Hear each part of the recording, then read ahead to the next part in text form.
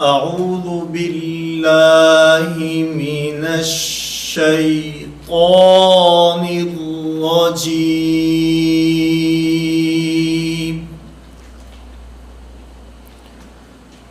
بسم اللہ الرحمن الرحیم۔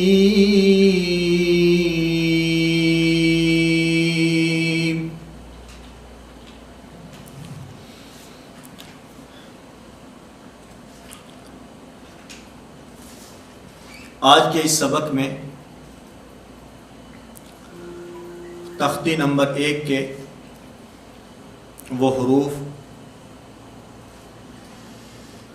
جو باقی ہیں ان کی ادائیگی اور ان کا مخرج، ان کی مشق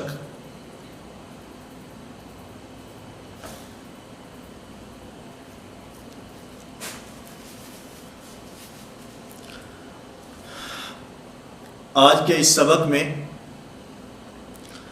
پہلی تختی کے بقیہ حروف کی ادائیگی، ان کا مخارج اور ان کی مشق میں آپ حضرات کی خدمت میں پیش کرتا ہوں۔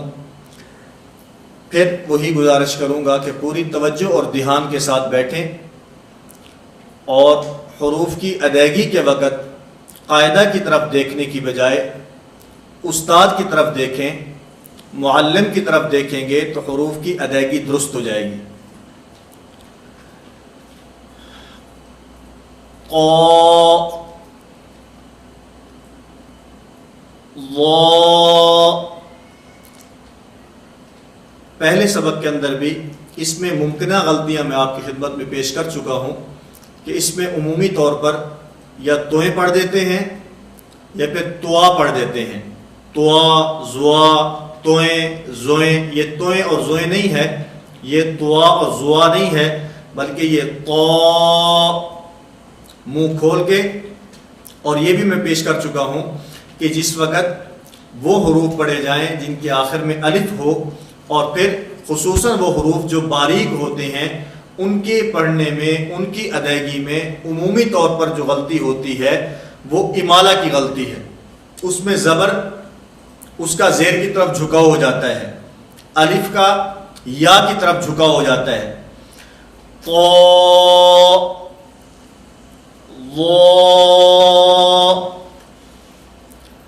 عین، عین، اس کی ادائیگی آگے چل کر انشاءاللہ مخارج کی بحث میں اس کا مخرج عرض کر دوں گا تفصیل کے ساتھ۔ فی الوقت اتنا سمجھ لیں کہ اس کی ادائیگی حلق کے درمیان سے کرنی ہے، جس طرح ہا، اح، اسی طرح عین، یہ حلق کے درمیان سے، وسط حلق، عین، عین، غین، فا، یہ فا نہیں ہے، فا، منہ اوپر کی طرف کھولیں گے، فا، قاف، یہ پر پڑھیں گے، اس کو موٹا پڑھا جائے گا، اور اس کے ساتھ کاف۔ اس کاف میں جو عموماً غلطی ہوتی ہے وہ پڑھتے ہیں کیاف، کیونکہ قاف کو موٹا پڑھا ہوتا ہے تو اس کو باریک کرنے کے لیے کیف امالہ کر دیتے ہیں۔ یہ کیف نہیں ہے، کاف، کیاف نہیں ہے۔ جیسے عام طور پر ہم کسی بچے کو کہتے ہیں کاکا، کاکا، اب کاکے کو کوئی آدمی کیا نہیں کہتا ہے، کیا کہتے ہیں، کاکا۔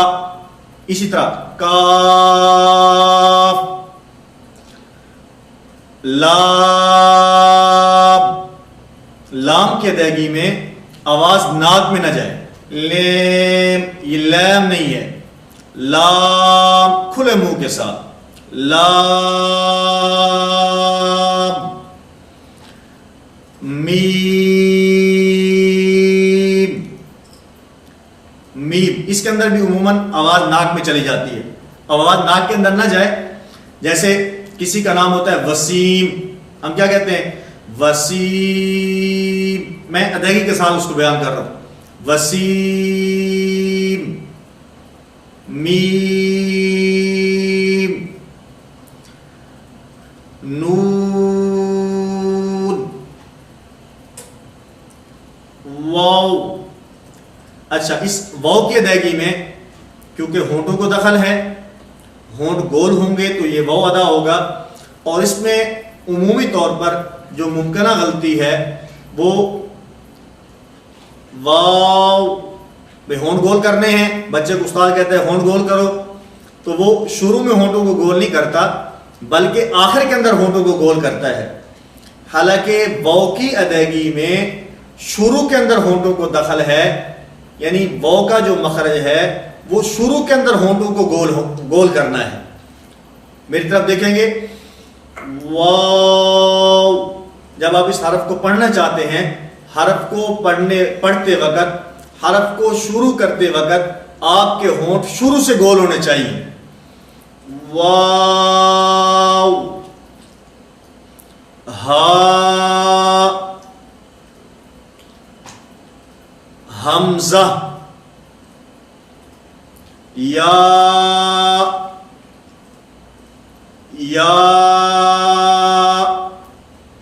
یہ حروف مفردات ہیں.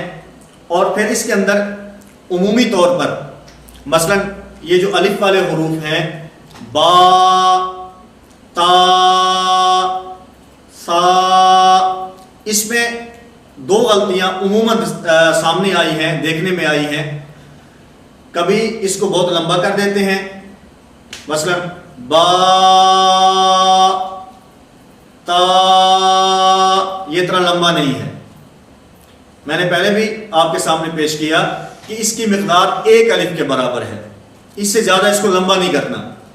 اچھا, آپ بچے سے کہتے ہیں کہ بچے اس کو آپ نے زیادہ لمبا کر دیا ہے, تو وہ اس کو چھوٹا کرنے, اس کو مختصر کرنے کی کوشش میں کیا کرتا ہے, با, تا, آخر میں حمزہ لے آتا ہے, اس کے اندر جھٹکا پیدا ہو جاتا ہے. تو اس کو بہت لمبا بھی نہیں کرنا کہ با, تا, یہ بھی نہیں ہے. اور اس کو مختصر کرتے ہوئے اتنا مختصر بھی نہیں کرنا کہ آخر کے اندر حمزہ آ جائے. با, تا, ہا, فا, یا. یہ جو میں غلط پڑھ رہا ہوں یہ اس لیے نہیں کہ اس طرح پڑھنا ہے, یہ پرہیز بتا رہا ہوں. اس طرح نہیں پڑھنا, اس سے بچنا ہے, اس سے بچنے کی کوشش کرنی ہے. جیسے آپ دوائی لینے کے لیے کسی ڈاکٹر کے پاس جاتے ہیں تو ڈاکٹر صاحب جہاں آپ کو دوائی لکھ کر دیتے ہیں وہیں پر پرہیز بھی بتاتے ہیں, یہ آپ نے کرنا ہے, یہ آپ نے نہیں کرنا. تو ان 3 سبق اسباق کے اندر یہ جو ہم نے 3 سبق پڑھے ہیں, پہلی تختی کے حروف مفردات کے پہلا سبق جس کے اندر ہم نے وہ حروف پڑھے ہیں جن کے آخر میں الف آتا ہے.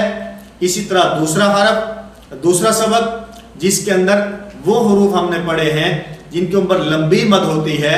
اور اسی طرح آج کا یہ سبق, اس کے اندر آپ حضرات نے حروف کی ادائیگی کی مشق کرنی ہے, ان کو صحیح مخارج سے ادا کرنا ہے.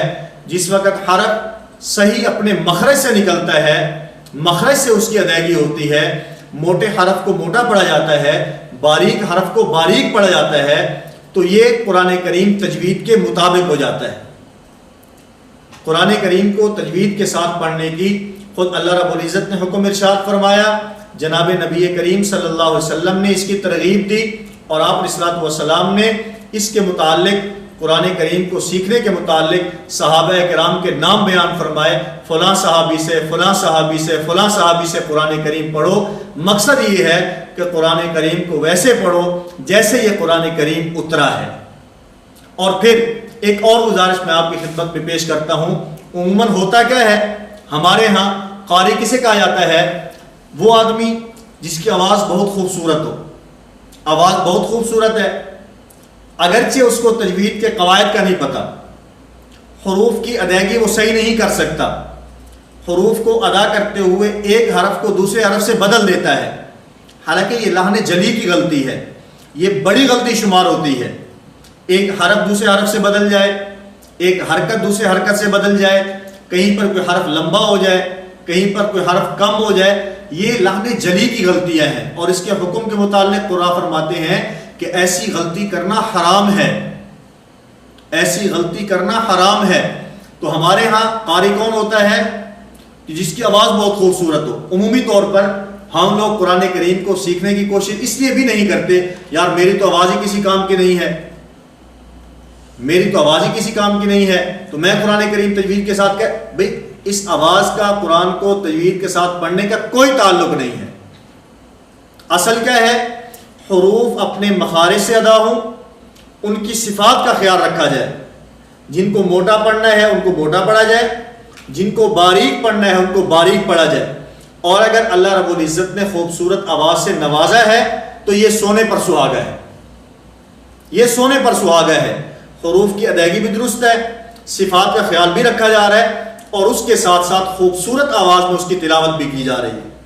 تو اس لیے آپ تمام احباب، ایک مرتبہ میں پھر آپ حضرات کی خدمت میں یہ گزارش کروں گا کہ پوری توجہ اور دھیان کے ساتھ ان اسباق کو پڑھیں، سبق پڑھتے ہوئے بھی ساتھ ساتھ مشق جاری رکھیں۔ آپ کے بچے آپ کے ساتھ موجود ہیں، ان سے پڑھیں، ان سے سنیں بھی صحیح، ان کو سنائیں بھی صحیح، مشق کریں گے، تکرار کریں گے، بار بار پڑھیں گے، پریکٹس کریں گے تو ہمارے حروف کی ادائیگی درست ہو جائے گی۔ آخر میں آپ حضرات کی خدمت میں سورۃ الناس کی تلاوت، تاکہ ہماری جو حروف کی ادائیگی ہے جس میں ہم نے مخارج کا خیال رکھنا ہے، ان کے ساتھ ساتھ صفات کا خیال رکھنا ہے، اس کے ساتھ ساتھ ہم قرآن کریم کی چند ایک صورتیں ان کی مشق کر لیں تاکہ قرآن کریم کو صحیح تجوید کے مطابق ہم پڑھ سکیں۔ اعوذ باللہ من الشیطان الرجیم،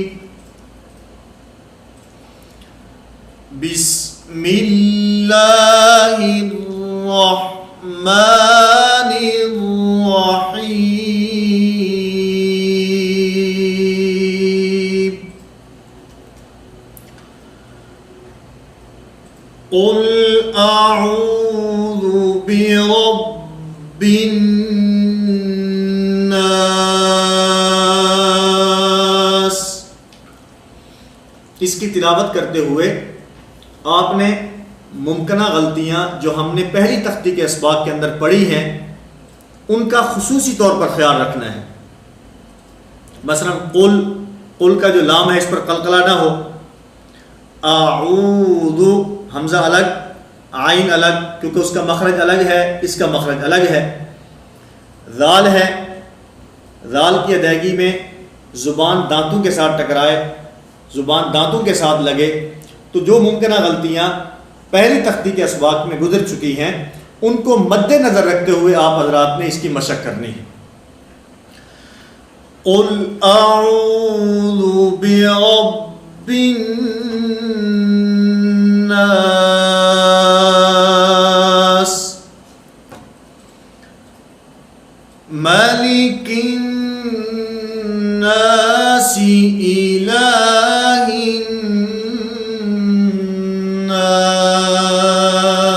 الناس، من شر الوسواس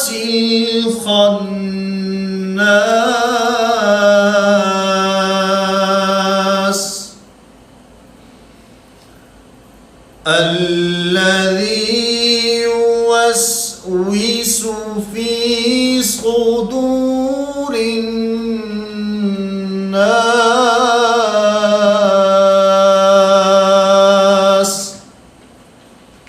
اس میں الذی لام پر شد ہے، ذال کی ادائیگی درست کرنی ہے، اور پھر عموماً جو غلطی ہے وہ یوسوسو، واو کی ادائیگی میں ہونٹوں کو گول کرنا ہے۔ ہم پڑھتے کیا ہے؟ یوسوسو، وی 19 وی، یہ 19 وی نہیں ہے، یوسوسو، واو کی ادائیگی میں ہونٹوں کو گول کرنا ہے۔ الذی یوسوس يوسوس في صدور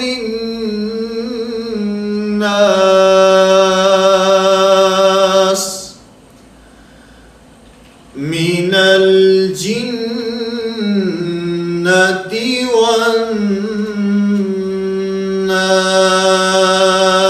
والناس صدق الله